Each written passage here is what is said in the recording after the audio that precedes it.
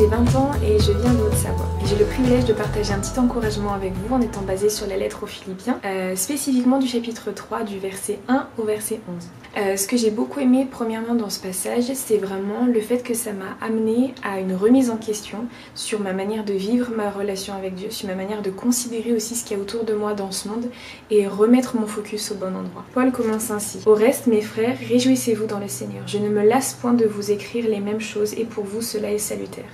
Et rien que ça, rien que le début, ça m'a vachement encouragée et ça m'a amené à la question: est-ce qu'à chaque fois que je viens devant Dieu, que ce soit dans un temps de prière, dans un temps de louange, dans un temps de dévotion, de jeûne, peu importe, est-ce qu'à chaque fois j'arrive à trouver de la joie? Et je pense que c'est vraiment quelque chose qu'il faudrait trouver.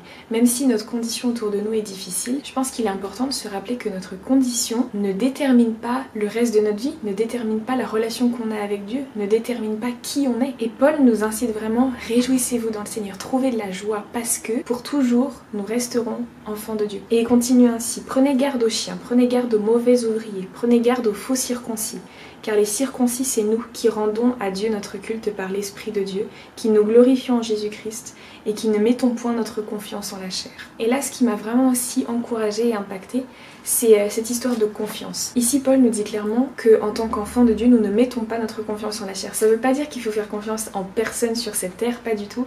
Ça veut simplement dire de remettre aussi notre focus de confiance au bon endroit. Et j'ai une question pour toi, et une question aussi que je peux me poser: en quoi ou en qui je trouve ma confiance? En quoi ou en qui je trouve ma paix? En quoi ou en qui je trouve mon identité? Et ces questions-là, si la réponse c'est autre chose que Dieu, je pense que ça veut dire peut-être que notre focus est un peu détourné, mais on a tellement de choses dans notre vie, tellement de stimulation par les réseaux sociaux, par le nombre de choses qu'on doit faire, par le nombre de masques qu'on doit porter en tant que femme, que mère, qu'enfant, qu'amie, etc. etc.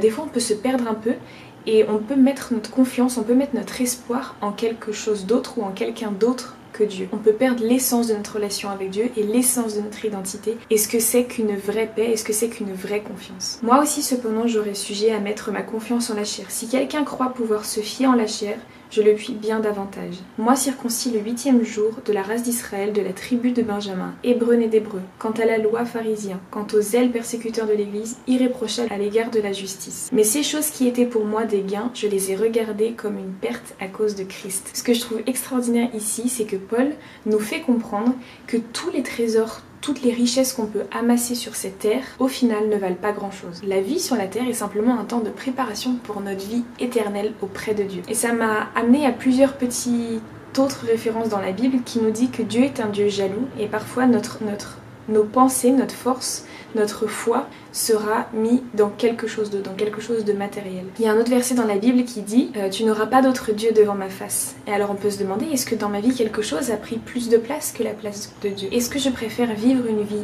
dans ma zone de confort sur cette terre, c'est-à-dire être acceptée de tout le monde, être regardée positivement de tout le monde, ne jamais être jugée négativement, etc., quitte à ce que le jour où je me retrouve devant Dieu, il me dise c'est pas la vie que j'avais prévue pour toi. Je t'ai donné des missions et tu les as pas faites parce que tu voulais rester dans ta zone de confort. Ou est-ce que je suis prête à être en désaccord avec ce monde parfois pour au final être devant Dieu et qu'il me dise mon enfant je suis fière de toi. Et même je regarde toutes ces choses comme une perte à cause de l'excellence de la connaissance de Jésus-Christ mon Seigneur, pour lequel j'ai renoncé à tout.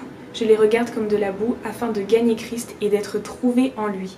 Et non avec ma justice, celle qui vient de la loi, mais celle qui s'obtient par la foi en Christ, la justice qui vient de Dieu par la foi. Ce que je trouve extra, c'est que Paul, tout ce qu'il désire, peu importe ce que ça lui coûte sur cette terre, tout ce qu'il désire, c'est être vu de Jésus, être vu par son Père. Et il dit exactement être trouvé en lui. Peu importe ce que ça me coûte, je vais être trouvé par mon Père. Ainsi, je connaîtrai Christ et la puissance de la résurrection et la communion de ses souffrances en devenant conforme à lui dans sa mort pour parvenir, si je puis, à la résurrection d'entre les morts. Ce que j'aime vraiment, c'est qu'il dit « Ainsi je connaîtrai Christ ». J'ai vraiment l'impression que Dieu me faisait comprendre, si vous mettez en pratique tout ce que je vous demande de faire, si vous êtes à l'écoute, Jésus nous dit « Vous serez haïs à cause de mon nom ». Si c'est quelque chose d'inconfortable pour vous et que vous êtes prêt à accepter cette situation, à accepter cette position inconfortable, alors vous allez vraiment découvrir qui est mon fils, alors vous allez vraiment voir ma face et vous allez pouvoir encore plus apprendre à connaître mon royaume pour pouvoir l'apporter sur cette terre. C'est vraiment un passage qui m'a beaucoup encouragée et comme je l'ai dit tout à l'heure, qui